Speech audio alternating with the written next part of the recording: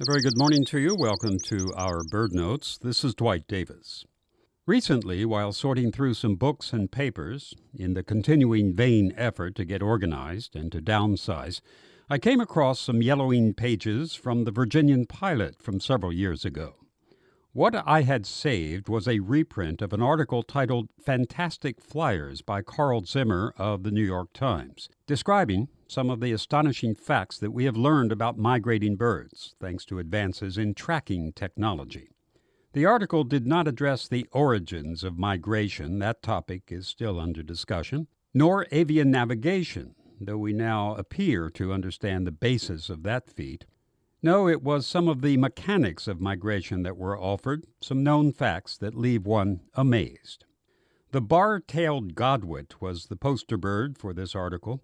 Godwits are shorebirds, like large sandpipers, with long legs and long bills. The bar-tailed godwit is about 15 inches long and weighs about 15 ounces. It nests in Alaska. As these birds prepare for their winter migration south, they go on an eating binge, gorging on clams and worms, and gaining significant weight. By the time they're ready to set out, the birds' bodies are about 55% fat. By way of comparison, anything over 30% fat in humans is considered obese. Fat, by the way, is a very efficient fuel. It packs a lot of energy per unit of weight. The bar-tailed godwit needs all the energy it can carry. It leaves the coast of Alaska and heads south to the wintering grounds in the South Pacific. It used to be thought that the birds island hopped on their way south, resting between legs of the journey. But tiny tracking transmitters showed that that is not the case. These birds fly about 7,000 miles over the vast Pacific Ocean non-stop. 7,000 miles without a rest. The article makes a comparison between this feat of endurance and that of cyclists in the Tour de France. The hard-pedaling riders raise their metabolic rates to about 5 times their resting rates. But after a hard day of riding, they eat and sleep. Not so the bird.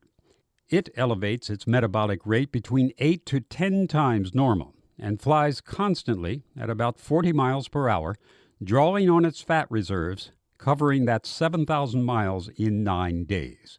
This is astounding. And there are other birds who make similar journeys.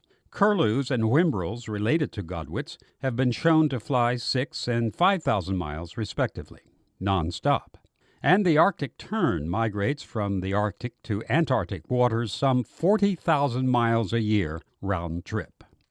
Nature programs on television regularly offer up amazing feats performed by birds and other animals, so we're familiar with these things.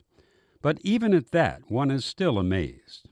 And yes, one could make the argument that we're subconsciously comparing these achievements to our own abilities, since we tend to think by default in anthropomorphic terms. And we know also that each animal has a suite of abilities that others do not.